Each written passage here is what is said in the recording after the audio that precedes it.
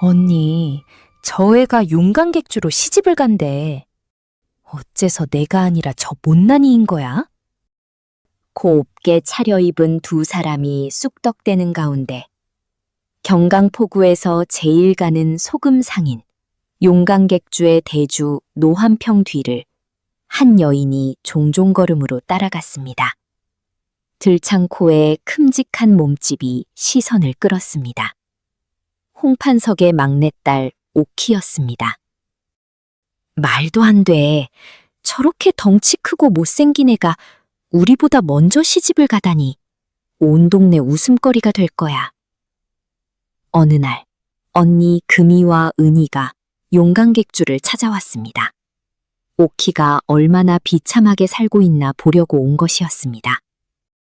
그런데 마님, 손님 오셨습니다 하는 소리와 함께 안쪽에서 옥희가 걸어 나오자 일꾼들이 일제히 허리를 깊이 숙입니다. 어머나, 언니들 오셨어요? 오랜만이네요. 옥희의 곁에는 남편 노도현이 환하게 웃으며 서 있었습니다.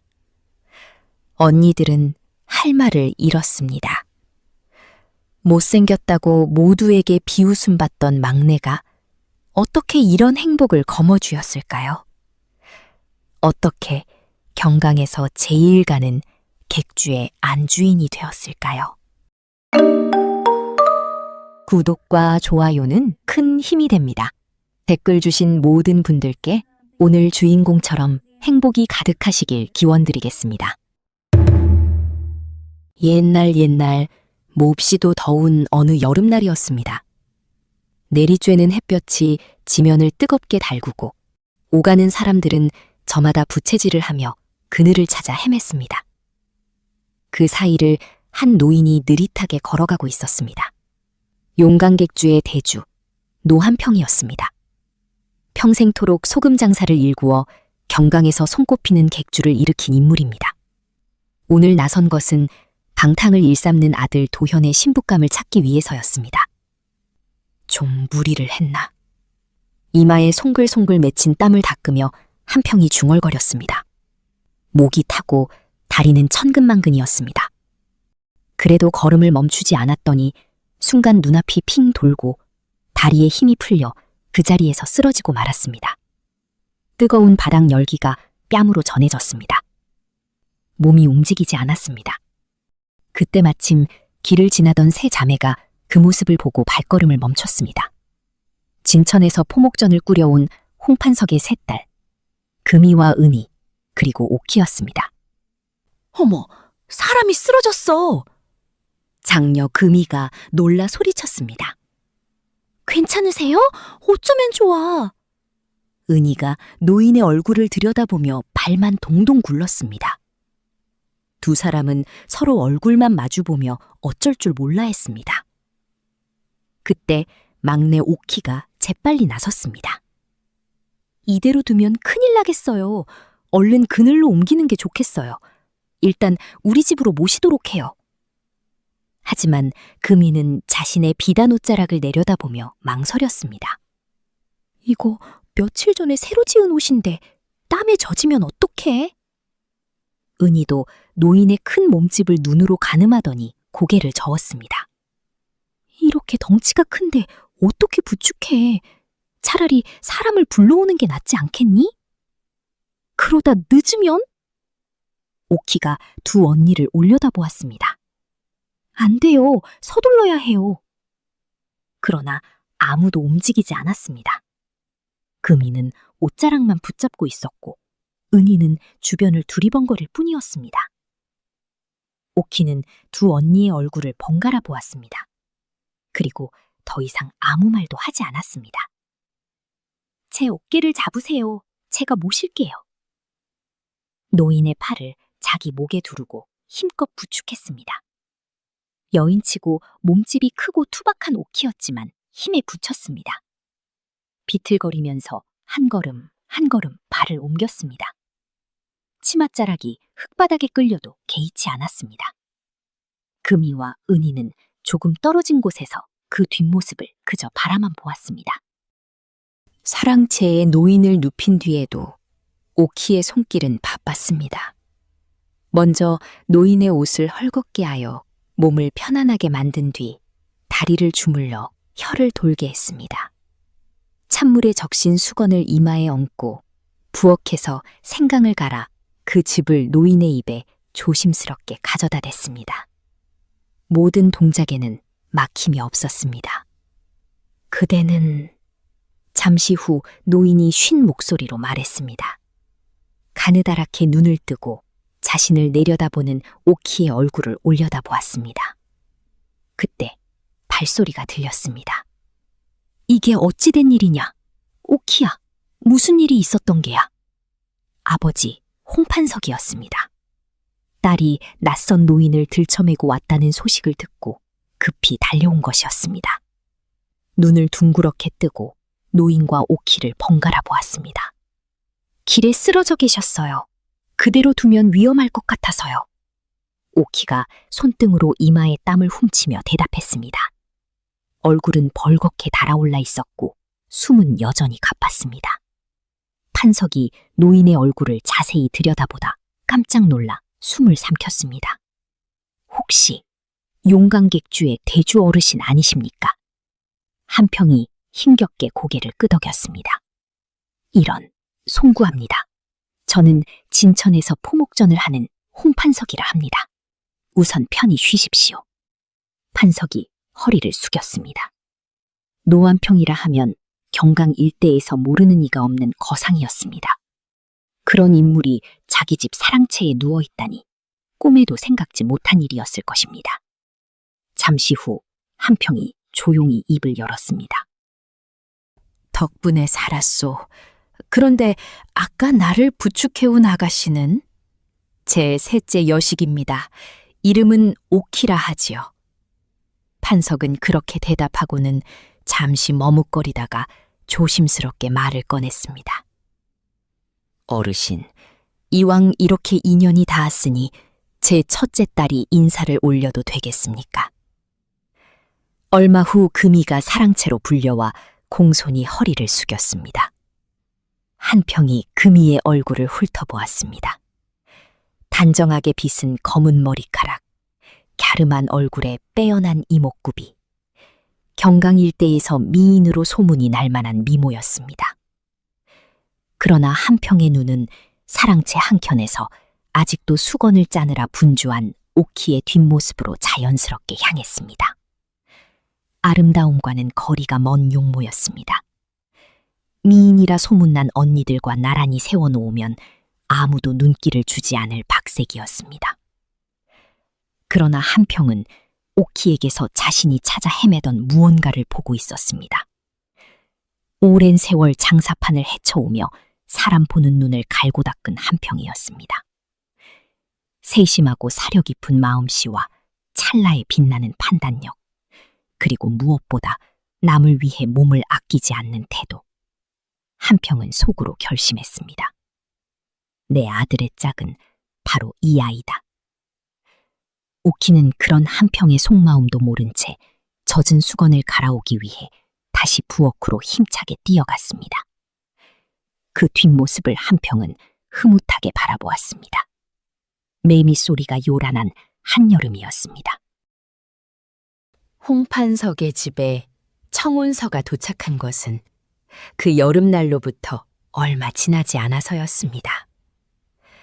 용강객주에서 원하는 아이가 정말 오키란 말이냐? 판석은 서신을 손에 쥐고 한참을 멍하니 서 있었습니다. 그날 노한평이 첫째 금이에게 눈길조차 주지 않은 것이 내심 마음에 걸리긴 했지만 설마 막내딸을 지목할 줄은 몰랐던 것입니다. 금이는 소식을 듣고 안색이 벌겋게 달아올랐습니다. 말도 안 돼. 왜 오키야? 내가 먼저잖아. 둘째 은희도 눈썹을 찌푸렸습니다. 그 객주로 시집을 가는 게 오키라고? 창피해서 동네 사람들한테 어떻게 말해? 오키는 두 언니의 날선 말들을 묵묵히 듣고만 있었습니다. 그날 밤이었습니다. 오키가 방에 있는데 방문이 거칠게 열렸습니다. 금이와 은희가 나란히 서 있었습니다. 오키야, 얘기 좀 해. 금이의 목소리가 평소보다 쌀쌀맞았습니다. 이혼담, 거절해. 거절하라니요? 그래, 용광객주의 며느리는 나나 은희가 돼야 마땅해. 내 자리가 아니라고. 은희도 쏘아붙였습니다. 오키 너, 거울 한번 봐봐. 그 얼굴로 객주마님 소리를 들으면 웃음거리가 될 거야. 다 너를 생각해서 하는 말이야. 오키가 언니들을 바라보았습니다. 하지만 어른들께서 정하신 일을 제가 어찌 거절하겠어요. 저는 그저 아버지의 뜻을 따를 뿐이에요. 뭐라고? 너 아주 영악하구나. 금이의 얼굴이 불그락 푸르락해졌습니다. 어디서 입에 발린 소리 하고 있어? 금이의 손이 올라갔습니다. 그러나 그 손은 오키의 뺨에 닿지 못했습니다. 금이야, 그만해라. 문 밖에서 홍판석의 낮은 목소리가 들려왔습니다. 금이는 마지못해 손을 내렸습니다. 그리고 은희와 눈짓을 주고받고는 쿵쾅대며 방을 나갔습니다. 판석이 방으로 들어왔습니다. 오키와 마주 앉아 한참 동안 딸의 얼굴을 지그시 바라보았습니다. 오키야, 네가 정하거라. 시집을 갈지 말지 말이다. 언니들 눈치는 보지 마라. 네 인생이다. 오키는 무릎 위에 두 손을 가지런히 모은 채 아버지를 보았습니다. 가겠어요, 아버지. 판석은 자리에서 일어나며 마지막으로 한마디를 남겼습니다. 시집을 가서도 너답게 살거라. 그거면 됐다. 아버지가 나가고 혼자 남겨진 방, 등잔불만이 일렁였습니다. 오키는 한참 동안 미동도 하지 않았습니다. 그 얼굴로 웃음거리가 될 거라는 언니들의 말이 계속 귓가에 맴돌았습니다. 정신을 차려보니 뺨이 젖어 있었습니다. 오키는 얼른 손등으로 눈물을 닦고 다시 짐을 정리했습니다. 몸을 움직여야 잡생각이 사라질 것 같았습니다. 혼례 전날 밤, 판석이 오키를 방으로 불렀습니다. 오키야, 너는 예전부터 항상 언니들의 그림자에 가려져 아무도 알아주지 않는 역할만 맡았지. 그런데도 단 한 번도 불평하지 않았어. 이 아비는 줄곧 그게 마음이 아팠단다. 오키는 가만히 아버지의 얼굴을 바라봤습니다. 시집을 가서 처음에는 힘든 일이 있을지도 모른다. 하지만 너에게는 사람의 마음을 움직이는 힘이 있어. 나는 그렇게 믿는다. 판석이 그렇게 말하며 슬며시 미소를 지었습니다. 오키는 자리에서 일어나 절을 올렸습니다. 다른 말은 필요치 않았습니다. 오키가 가마에서 내리자 용광객주의 안주인 박씨가 오키를 훑어보다 시선을 거두었습니다. 들창코에 몸선이 크고 투박한 새색시. 박씨 부인이 머릿속에 그려온 며느리와는 거리가 멀었습니다.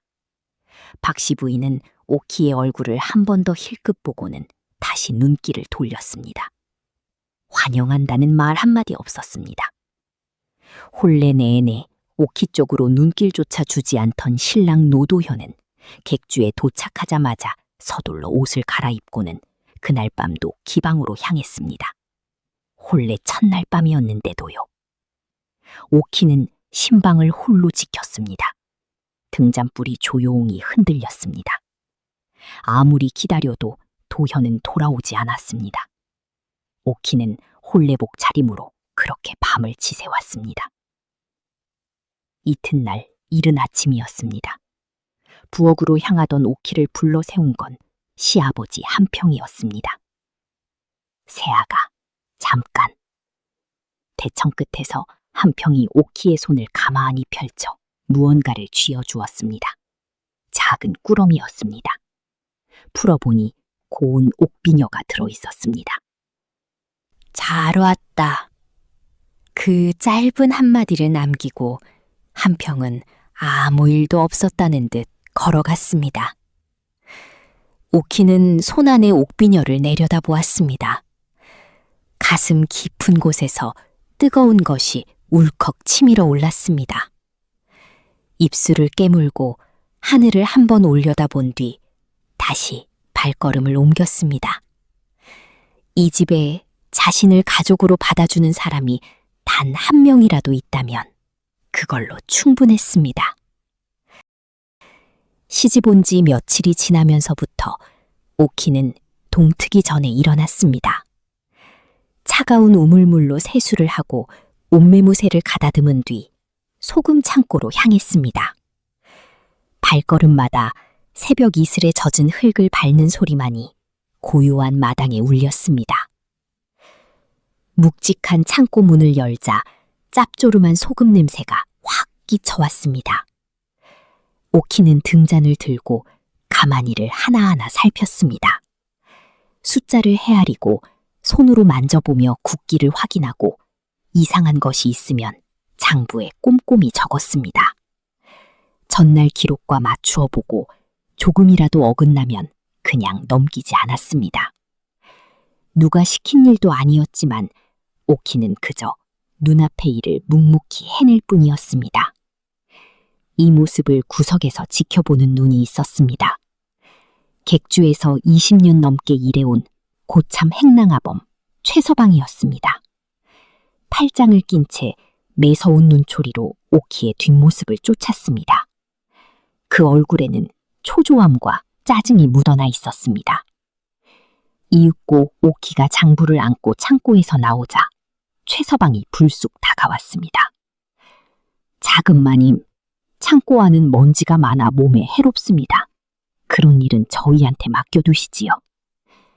걱정해 주셔서 고마워요.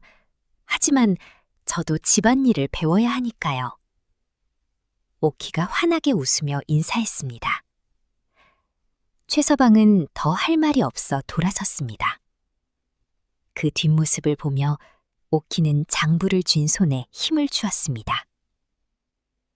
오후가 되자 남편 도연이 두루마기를 걸치고 대문 쪽으로 향했습니다. 오늘도 기방에 가는 것이었습니다. 오키는 마당에서 마주친 남편을 보고 조용히 고개를 숙였지만 도현은 눈길 한번 주지 않고 지나쳐 버렸습니다. 멀어지는 발걸음 소리를 뒤로하고 오키는 다시 일터로 갔습니다. 저녁 무렵 시아버지 한평이 오키가 쓴 장부 기록을 넘겨보고 있었습니다. 날짜마다 빼곡하고 단정한 글씨로 재고 수량과 상태가 적혀 있었습니다. 한평은 한 장, 또 한 장 넘기며 흐뭇한 미소를 지었습니다. 세아가, 이 장부를 내가 다 정리한 것이냐? 예, 아직 서툴러 모자란 점이 많습니다. 한평은 아무 말 없이 고개를 끄덕였습니다. 그날 밤, 오키는 등잔 밑에서 그날의 기록을 정리하고 있었습니다. 그런데 장부의 기록들 사이에서 찜찜함이 느껴졌습니다. 창고에서 신경 쓰였던 가만히 번호, 소금 빛깔의 미묘한 변화. 붓을 든 오키의 손이 멈추었습니다. 들여온 소금 양과 팔려나간 양이 미세하게 맞지 않았습니다. 실수라고 넘기기에는 너무나 주기적인 차이였습니다. 오키는 그 부분에 작은 표시 하나를 남기고 장부를 덮었습니다. 다음 날 아침, 오키는 여느 때처럼 부엌에 가장 먼저 들어서서 아궁이에 불을 지피고 물을 올렸습니다. 그리고 평소처럼 청국장 항아리 뚜껑에 손을 얹었습니다. 손이 멈추었습니다. 냄새가 달랐습니다. 평소에 구수하고 익숙한 냄새 속에 무언가 코를 자극하는 낯선 냄새가 섞여 있었습니다. 빛깔도 어딘가 이상했습니다. 매일 직접 장의 상태를 살펴온 오키였기에 알아챌 수 있는 아주 미묘한 차이였습니다. 오키는 장독을 닫고 안채로 향했습니다. 어머님, 청국장 항아리 상태가 이상합니다. 오늘은 이 장을 쓰지 않는 게 좋겠습니다. 시어머니 박씨 부인이 바느질하던 손을 멈추고 오키를 올려다봤습니다. 유난이구나. 장맛이야 날마다 조금씩 변하는 법 아니냐. 예, 그렇긴 한데 오늘은 평소와 확실히 달라서요. 너는 아직 이 집 장맛을 모른다. 오래 일한 참모에게 맡겨둘 것이지 나서지 마라. 박씨 부인은 대수롭지 않다는 듯 다시 바느질에 집중했습니다. 오키는 고개를 숙이고 방을 나왔습니다. 하지만 물러설 생각은 없었습니다. 다시 항아리로 가 청국장을 조금씩 꺼내어 꼼꼼히 살피기 시작했습니다. 항아리 밑바닥까지 헤집어 보니 가느다란 풀뿌리 조각이 나타났습니다. 한둘이 아니었습니다. 손가락으로 헤쳐보니 여러 개가 청국장 속에 섞여 있었습니다. 대황이었습니다. 한약재로도 쓰이지만 한꺼번에 많은 양을 먹으면 심한 복통과 설사를 일으키는 약초였습니다. 오키는 그 풀뿌리를 따로 작은 그릇에 담아들고 시아버지에게로 갔습니다. 아버님, 잠깐 드릴 말씀이 있습니다. 한평은 그릇에 담긴 풀뿌리를 손가락으로 집어 한참을 들여다보았습니다. 대황이구나. 장 속에 이런 게 들어있었다니 예산일은 아니야. 부엌 일을 맡아온 참모를 마당으로 불러 물어보았으나 고개를 저을 뿐이었습니다.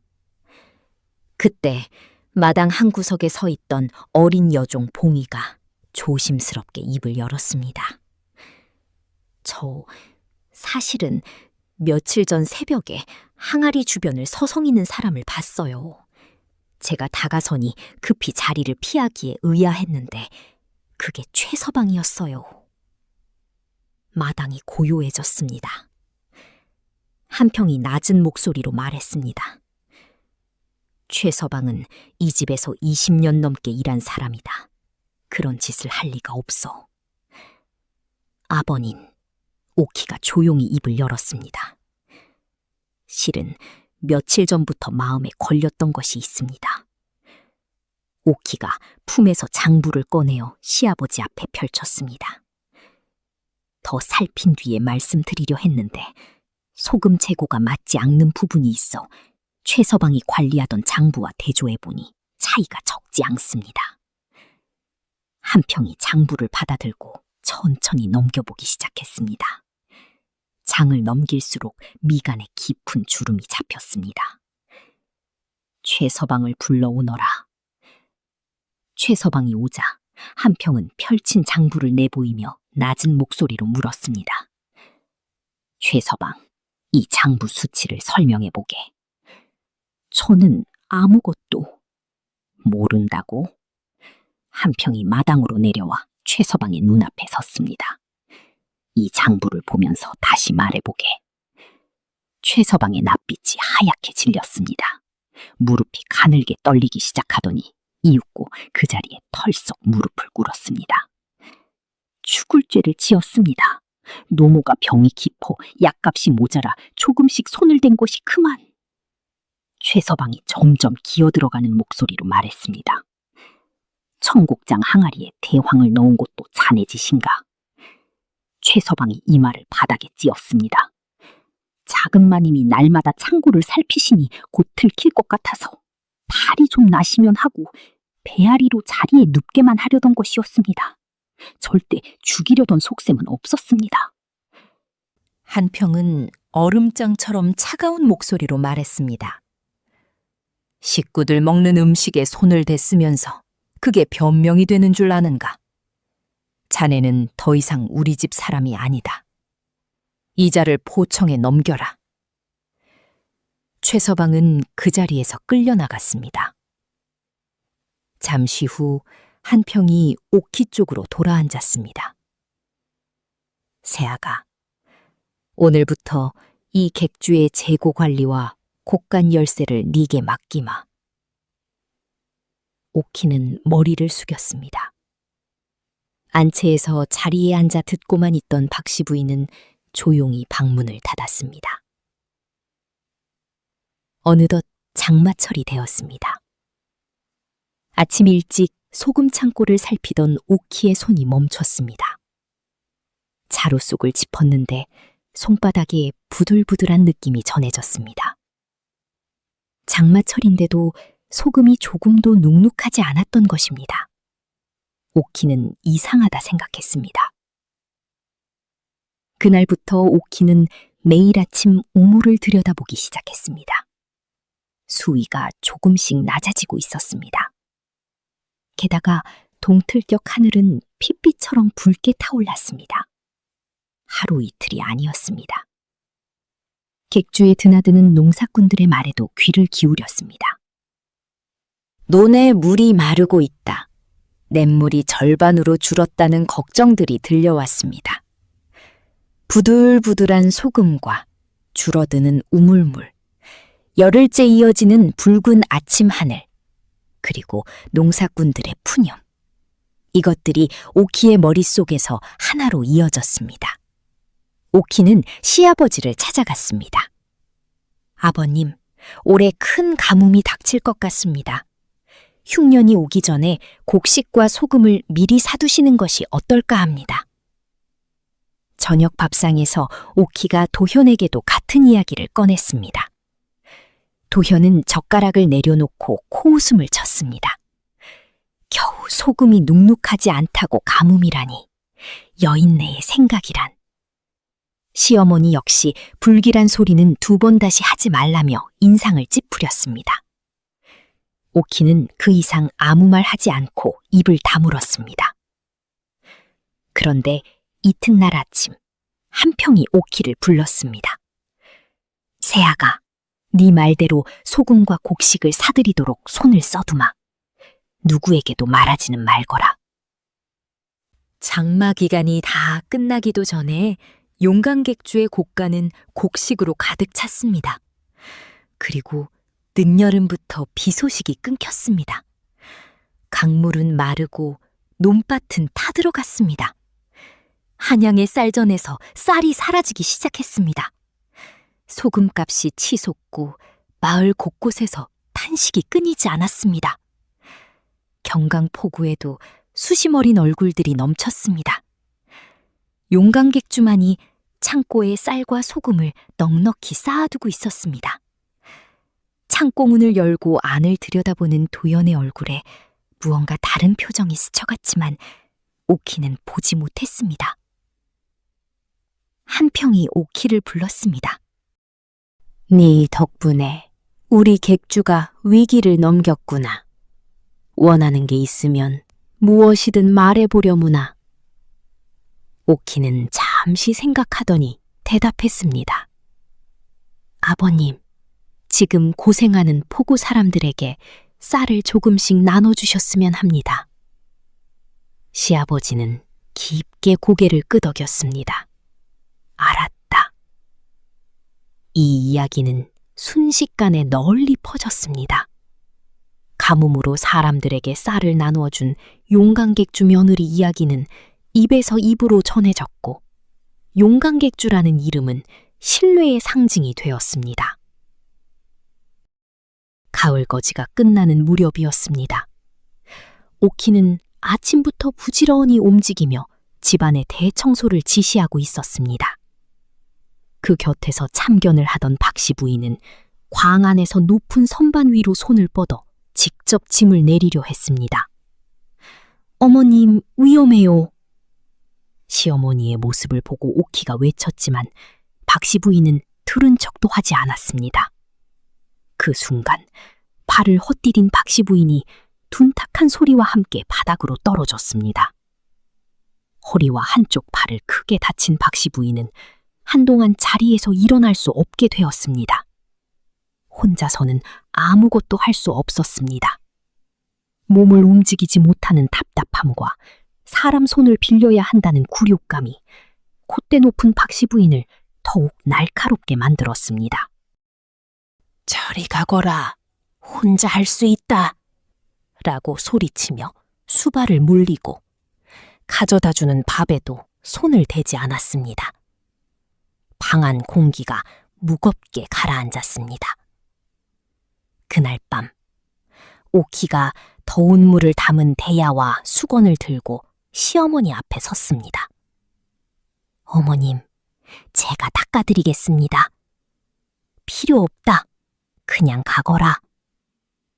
오키는 나가지 않았습니다. 조용히 시어머니의 머리맡에 자리를 잡고 앉았습니다. 아랫사람들에게 보이기 싫은 모습도 있으시겠지요. 하지만 저는 가족이잖아요. 편하게 맡겨주세요, 어머닌. 시어머니는 한동안 말이 없었습니다. 고요한 시간이 흘렀습니다. 그리고 이윽고 등을 내주었습니다. 오키는 정성을 다해 시어머니의 등을 닦았습니다. 오키의 손에서 따뜻한 온기가 고스란히 시어머니에게 전해졌습니다. 등을 다 닦은 오키는 통증이 있는 발을 부드럽게 주물렀습니다. 어머님, 객주 곡간 열쇠는 제가 잘 간수하고 있으니 걱정 마시고 푹 쉬셔요. 시어머니는 눈을 감은 채 아무 말이 없었습니다. 오키가 일어서서 방을 나가려 할 때 가느다란 목소리가 들렸습니다. 내일 아침에도 와주겠느냐? 오키는 미소를 지으며 대답했습니다. 네, 어머님, 편히 쉬셔요. 그날부터 매일 오키는 시어머니를 찾아갔습니다. 식사를 수발하고 몸을 닦아드리고 머리를 빗겨드렸습니다. 오키의 정성에 시어머니의 표정도 차츰 부드러워졌습니다. 하루는 시어머니가 오키의 손을 잡고 말했습니다. 그동안 미안했다. 나는 네 겉모습만 보고 진가를 알아보지 못했구나. 오키는 시어머니의 손을 감싸쥐었습니다. 아니에요. 그런 말씀 마셔요. 시어머니가 처음으로 오키의 눈을 바라보며 웃었습니다. 그 모습을 방문 밖에서 도연히 지켜보고 있었습니다. 어머니 수발을 오키에게 떠맡긴 미안함과 오키의 헌신적인 모습에 움트는 어떤 감정이 마음을 어지럽혔습니다. 도연은 소리 없이 그 자리를 떠났습니다. 얼마 지나지 않아 한평이 아들 도연을 방으로 불렀습니다. 두 사람은 장부 앞에 마주 앉았습니다. 한평이 진지한 눈으로 말했습니다. 네 안사람이 이 집에 온 뒤로 우리 객주가 어떻게 바뀌었는지 너도 잘 알 것이다. 도연은 말없이 바닥만 내려다보았습니다. 언제까지 기방만 드나들 것이냐? 훌륭한 아내를 두고 언제까지 눈을 돌릴 셈이야. 도연은 입술을 달싹이다 입을 다물었습니다. 겉모습 때문이냐? 마음에 들지 않아서? 도연은 대답하지 못했습니다. 그것이 긍정의 뜻이라는 것을 한평도 잘 알았습니다. 도연아, 딱 한 번만 네 안사람이 일하는 모습을 지켜보거라. 그러고 나서 다시 생각해봐라. 이번이 마지막이다. 며칠 후 새벽이었습니다. 도연은 아무도 모르게 소금 창고로 향했습니다. 문틈으로 안을 들여다보니 오키가 소매를 걷어붙인 채 소금 가마니를 손수 옮기고 있었습니다. 이마에는 땀이 맺혀 있었습니다. 가마니를 다 옮긴 뒤 오키는 장부를 펼치고 숫자를 적어내려 갔습니다. 일에만 전념하고 있는 오키는 도연이 한 번도 본 적 없는 지적이고 당당한 모습이었습니다. 오키가 잠시 숨을 돌리며 창밖으로 들어오는 아침 햇살에 눈을 가늘게 떴습니다. 그 옆 얼굴에는 자기 일에 대한 자부심과 꿋꿋한 의지가 서려 있었습니다. 도연은 숨을 들이켰습니다. 지금까지 자신은 무엇을 봐왔던 것일까 돌아보게 되었습니다. 못생겼다, 들창코다 하며 아내를 멀리했던 것은 자신의 마음이 못났기 때문은 아니었을까. 이런 생각이 들어 어수선해진 마음으로 그 자리를 떴습니다. 그날 저녁 도연이 평소보다 일찍 집으로 돌아왔습니다. 오키가 부엌에서 일하고 있는데 뒤에서 목소리가 들렸습니다. 부인. 오키가 깜짝 놀라 뒤를 돌아보았습니다. 서방님, 일찍 오셨네요. 도연은 잠시 오키의 얼굴을 바라보다가 말했습니다. 오늘 저녁은 같이 먹지 않겠소. 할 말이 있소. 오키는 눈이 커졌다가 이내 조용히 미소 지었습니다. 그날 밤 두 사람은 처음으로 마주 앉았습니다. 도연이 오키의 눈을 똑바로 보며 말했습니다. 나는 지금까지 당신이 어떤 사람인지 제대로 보려 하지 않았소. 미안했소. 서방님, 무슨 그런 말씀을. 아니요, 내가 틀렸소. 오늘 당신이 창고에서 일하는 모습을 보았소. 당신은 용광객주에 없어서는 안 될 사람이며 내게 과분한 아내요. 이제부터는 나도 당신과 함께 이 집의 보탬이 되겠소. 우키의 눈가가 조용히 젖어들었습니다. 손등으로 몇 번이나 닦아냈지만 눈물은 멈추지 않고 흘러내렸습니다. 도현이 그 손을 살며시 잡았습니다. 거칠고 투박한 그 손은 그동안 오키가 겪어온 고생을 말해주고 있었습니다. 그날 이후 도현은 딴 사람처럼 바뀌었습니다. 기방 출입을 끊고 이른 아침부터 아버지를 따라다니며 장산일을 배웠습니다. 오키 역시 남편을 도와 함께 객주를 이끌어 나갔습니다. 흉년에 소금과 쌀을 나눠줬던 인심은 경강 일대 사람들 사이에서 두고두고 회자되었으며 객주의 신용은 한양서 두텁게 쌓였습니다. 몇 해가 지나 한평이 물러나고 도현이 용광객주의 주인이 되었습니다. 오키는 안주인으로서 객주 안팎을 아울렀고 일꾼들과 경강 일대 사람들 사이에서 용광객주 복동이 마님이라 칭송받았습니다. 어느 가을날이었습니다. 도현과 오키가 마당에 나란히 서서 감나무를 바라보고 있었습니다. 마당에는 두 아이가 즐겁게 뛰어놀고 있었습니다. 부인, 당신이 내게 와주어서 참 다행이오. 도연이 진심 어린 목소리로 말했습니다. 오키는 조금 수줍은 듯 웃으며 도연의 얼굴을 올려다보았습니다. 사랑받고 존경받으며 자신의 힘으로 행복을 일궈낸 여인의 아름다운 미소였습니다. 시아버지 한평은 툇마루에서 그 모습을 바라보며 흐뭇하게 웃고 있었습니다. 그 옛날 장터 길목에서 시작된 인연. 그때 오키의 진정한 아름다움을 알아본 자신의 눈이 틀리지 않았음을 되새기며 한평은 따사로운 가을 햇살을 만끽했습니다.